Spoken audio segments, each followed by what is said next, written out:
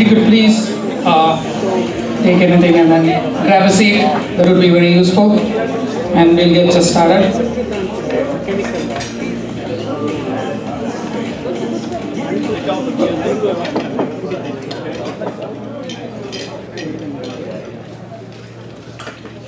Good evening, everybody. My name is Narayana. I'm one of the co-organizers of this evening. I'd like to welcome you all for this wonderful evening here. And I'll also set the stage here before Mr. Narayana starts his speech.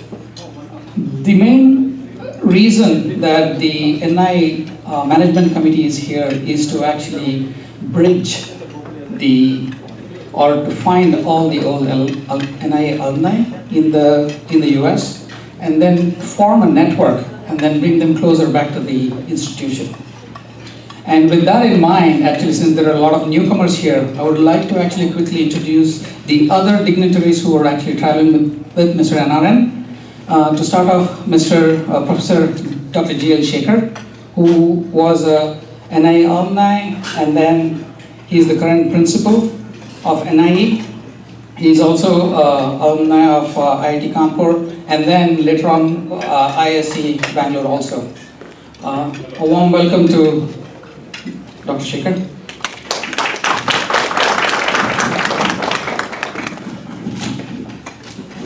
We also have Mr. Shiv Gopal with us.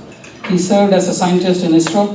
He's an alumnus of NIE, a class of 1967 electrical engineering. He's the director of NIE Management Committee, and we'd like to welcome Mr. Shiv Gopal here.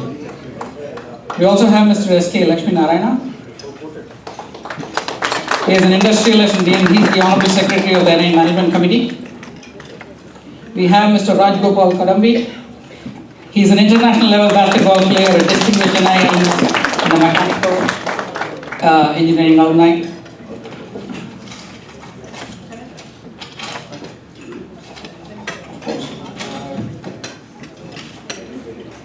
And of course we have Mr. Srinath Bhatni, who is also a distinguished alumnus of the NIE class of 1995 engineering. He is a former board of member of Infosys and the current chairman of the NIE group of institutions and the president too. Of course, and last but not the least, we have Mr. Narayana Murthy himself. Doesn't need any introduction. He is the current chairman emeritus of Infosys Group. He is also a board member in the NIE Management Committee. A warm welcome to you all. Warm welcome to Mr. Thank you.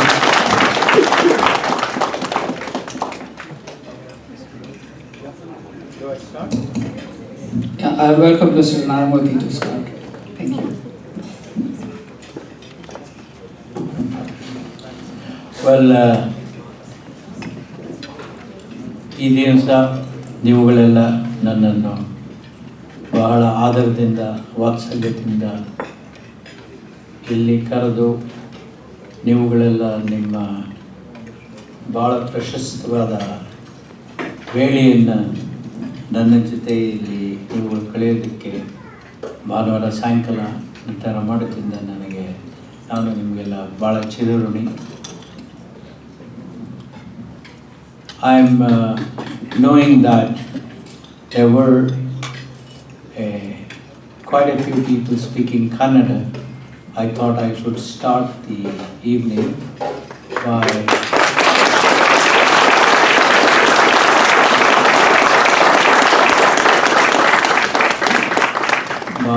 my expression of gratitude in Kannada.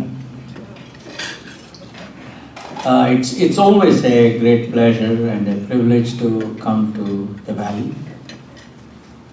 This is not a new place for me. I used to come almost once a month when I was in Infosys. And I was here last month to go to Tesla. I met Elon Musk in connection with something. So coming here is always a great pleasure. Each time I come here, I feel a little bit younger. I feel a certain sense of excitement. And today, of course, it's a double whammy. because we met a lot of youngsters from NIE, a lot of people much younger than us from NIE in the earlier session. And now to meet people of Indian origin here is indeed a great privilege. Before I go any further, I must, as I did earlier, I must express the gratitude of people on the other side of the Atlantic to you people, because by conducting yourselves as competent, productive, responsible, and peaceful citizens or permanent residents or even H-1B visa holders or L1 visa holders, doesn't matter what it is. In this society, you have first of all raised the image of India. You have created goodwill for India. And secondly, you have made the hosts say that we need more and more people like this. I think that is something that every Indian can be proud of. That's an extraordinary contribution. Given the geopolitical situation that exists today in the world, what you people are doing is something extraordinary. I was asked by the organizers to speak about entrepreneurship. I was a little bit amused when I saw the title of the talk they wanted me to give. I said, it is like carrying coal to Newcastle, because this is a hotbed of entrepreneurship. This is the mother country of entrepreneurship. If there's one place in the world where the rest of us have to come on a pilgrimage to learn what entrepreneurship is, it is the Silicon Valley. So therefore, it is somewhat presumptuous on my part to speak about or to lecture you people on entrepreneurship. So I did express my discomfort, but then the entrepreneurs, the organizers said that, look, we want to hear your perspective on entrepreneurship. I think that is a wonderful sense, because this country is known for its higher education and research. There's one area where this country is the clear winner. It is higher education and research, and consequently in entrepreneurship. One seminal attribute of a person of high learning is his or her openness to new ideas, ability to appreciate other points of view.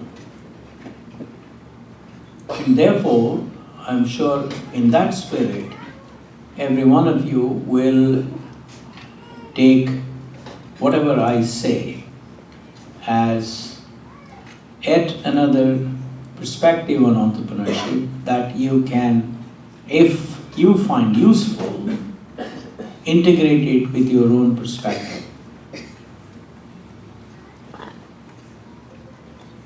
India is making significant progress in its economy. we hope to clock about 7.5% of GDP growth. We will add approximately about $150 billion to our GDP, which is somewhere in the top 4 or 5 countries in the world when you look at the absolute amount of GDP that we had. But if you look at it in terms of just the absolute growth rate, then we probably are number 1.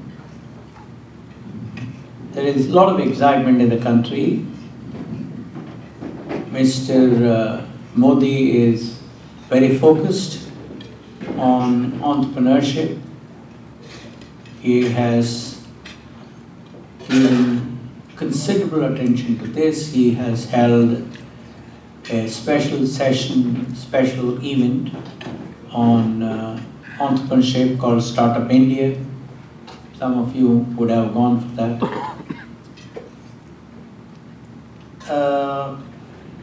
One wonderful thing that he did in that event is he did not invite anybody who was more than 35 years or so. I think that's a wonderful thing. That was because his logic, very rightly, is that the future is all about youth. Future is all about new ideas. Future is all about change. Future is all about what he can do. Therefore, he said, I don't want people who have done in the past. I want people who want to do something in the future to be out there. He also started a program called Stand Up India, which is all about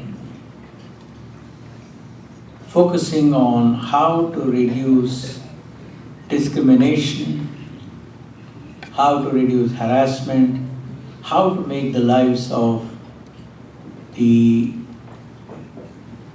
poor and the downtrodden, particularly belonging to the Dalits and the untouchables, which I think is a wonderful thing. For the first time it has happened. He's focusing on Digital India, which is all about leveraging the power of digitalization to improve the lives of every Indian. But at the same time, India is on a precipice. There are about 430 million Indians who earn less than 32 rupees per day, which is 50 cents per day. And as anybody who has lived in India in these days will clearly understand that it's not an amount that will allow you to have access to basic nutrition, basic health care, basic shelter, basic education. So therefore, the only way that India can indeed solve the problem of poverty, reduce this 430 million to probably about, probably to zero, we have to generate at least 1 million jobs every month. In other words, we have to generate 12 million jobs every year. If we did those generated 12 million jobs, if we controlled our population to be just the replacement level, and hopefully if we accelerated after about 3 years to about 1.3 to 1.4 million jobs, then at the end of 10 years, we would have hopefully helped every Indian get to probably about $3,000 to $4,000 per year.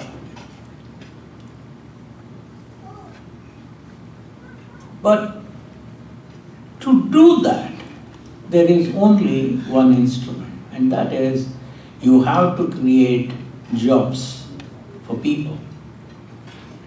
Today, in urban India, in major cities, the average income of a middle class family or even lower middle class family is somewhere between $3,000 to $5,000 per year.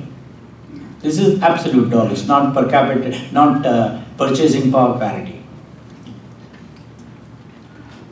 Now, to create such jobs, the only way you can do that is by encouraging entrepreneurs.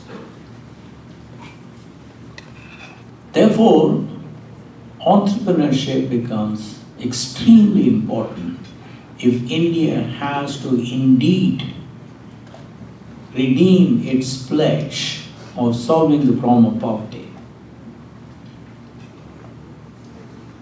What do I mean by entrepreneurship? How do I understand entrepreneurship? In what way is it different from the way you understand? To me, entrepreneurship is using the power of mind to create ideas that will create jobs for the country and wealth for the person who creates those ideas. It's basically leveraging the power of grey equity or idea equity to create wealth and jobs.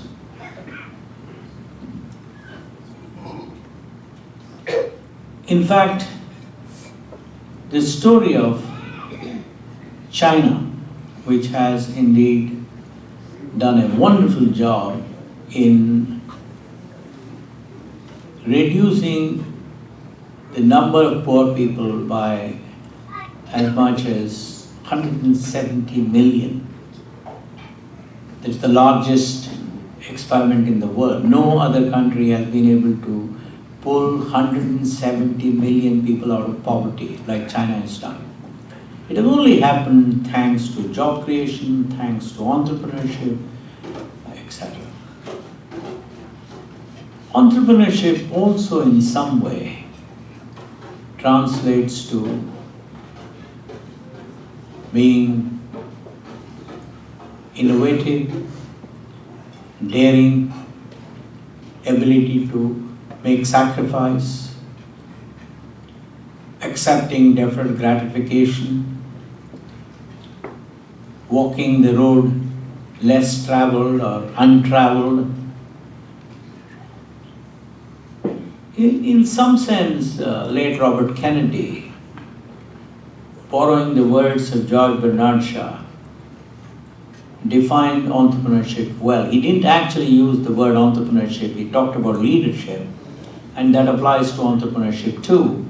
And he said, most people see things as they are and wonder why. I dream of things that are not and then say, why not? Almost every successful entrepreneur has done that. Whether it was Bill Gates, or whether it was Steve Jobs, or Mark Zuckerberg, or John Mackey of Whole Foods, or Sam Walton. Everybody, without exception, said what Robert Kennedy said, or translated what Robert Kennedy said into action. So therefore, entrepreneurship is all about doing what most of us think is impossible, what most of us wonder about,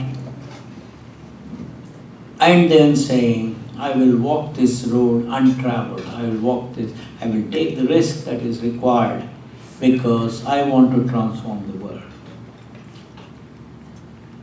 Now there are two kinds of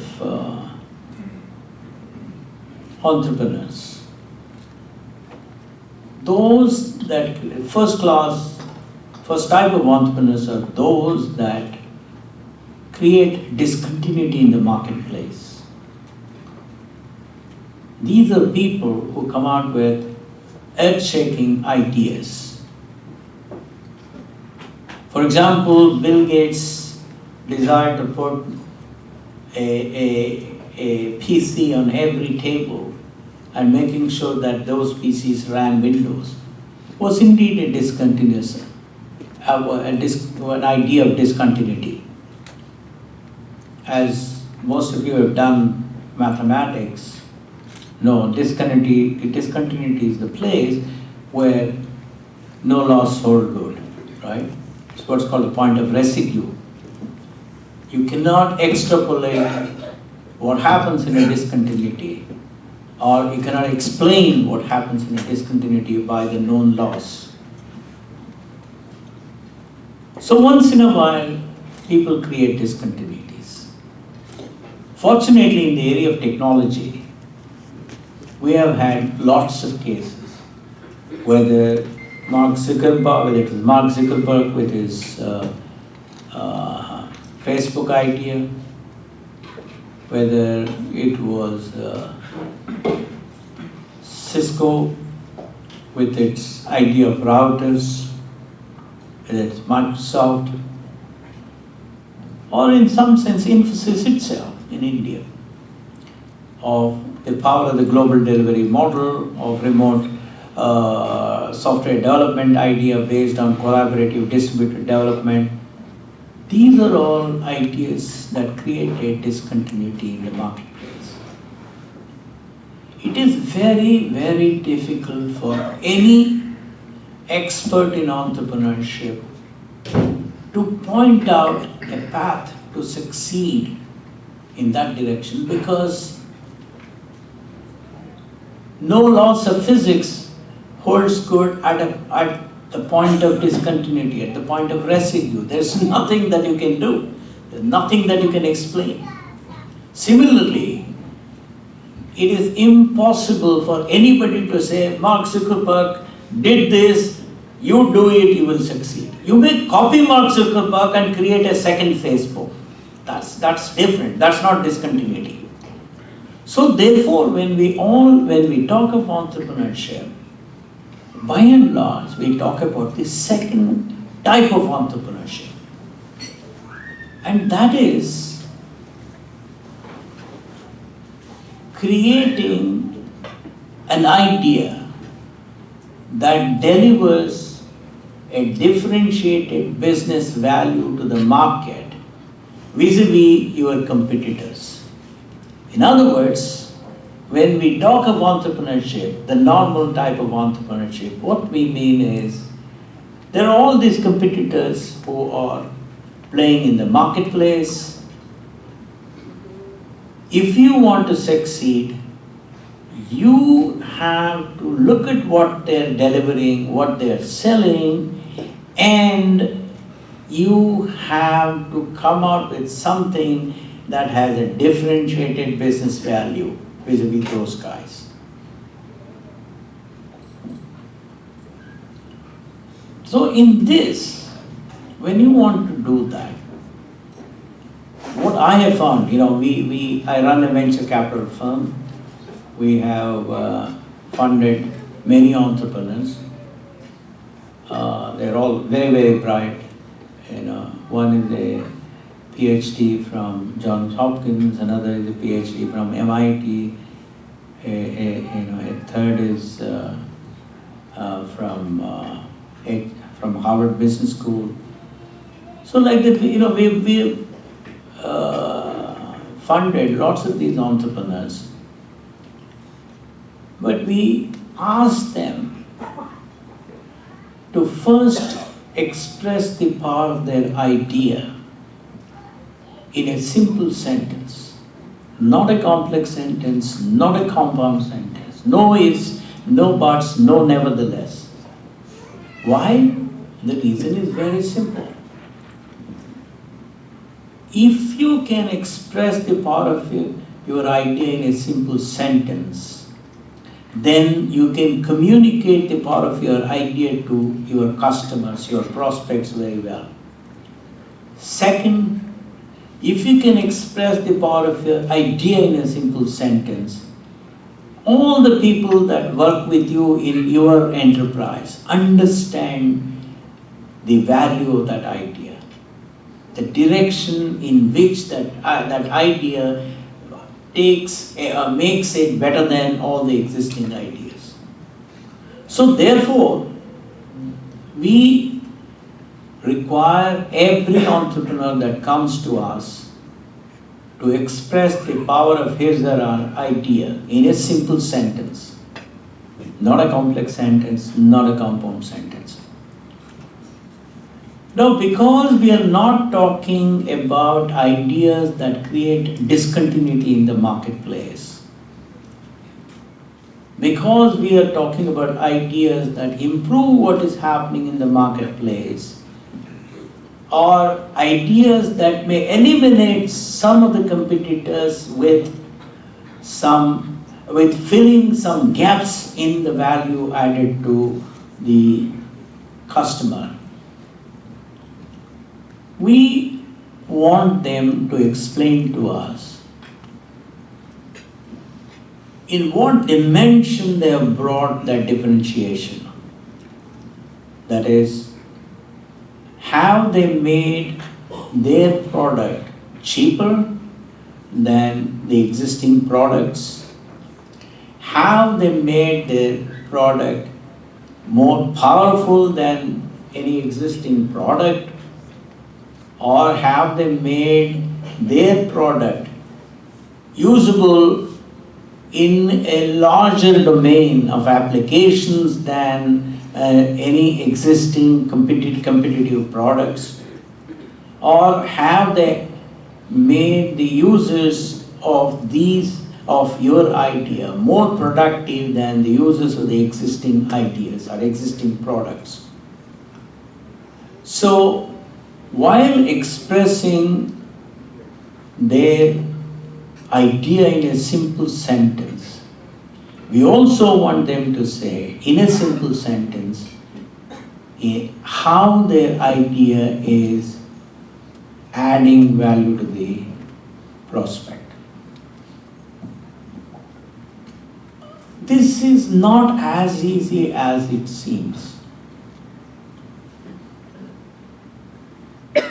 So probably here it may be slightly better because the power of expression in English is so much better here than in India.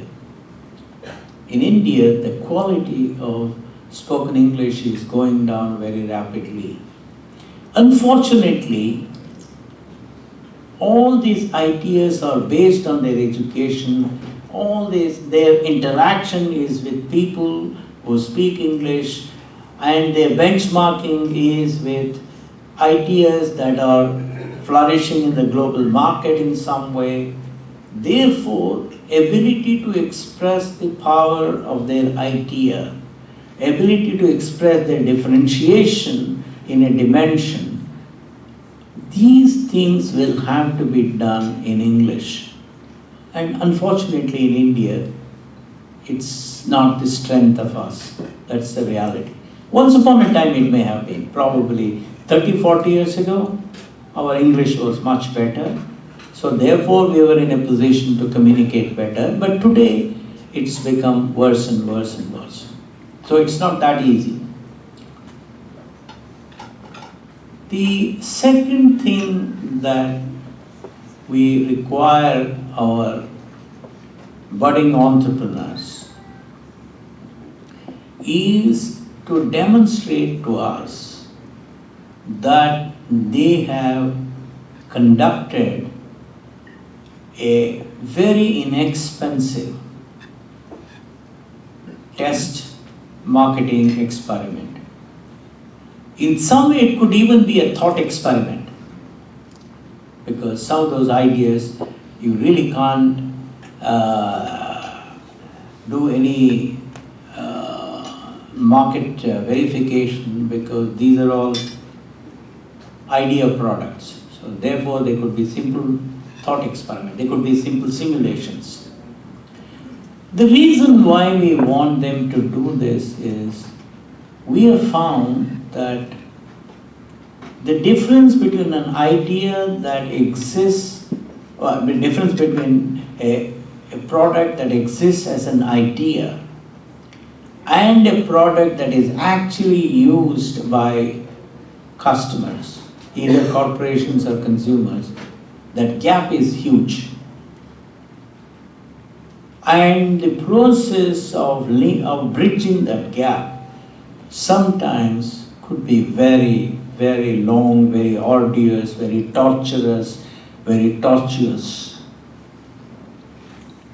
So we just want to assess how practical these people are, how much of deep thinking they have done, by asking them to tell us in what way they have done some kind of a market verification. The third thing that we expect our budding entrepreneurs is to tell us whether they will be in a position to put together a team with complementary strengths, or to put it formally, a team that has mutually exclusive but collectively exhaustive set of skills, expertise, and experience. Why is it so? Why is it so? The reason is, today it is almost impossible for any one individual to bring all the dimensions required for a corporation to succeed, to scale up. So therefore we ask them whether they have people who understand technology, people who understand sales, people who understand finance, people who understand human resources, etc., etc. We also help them by connecting them with the prospective key prospective employee network, because we are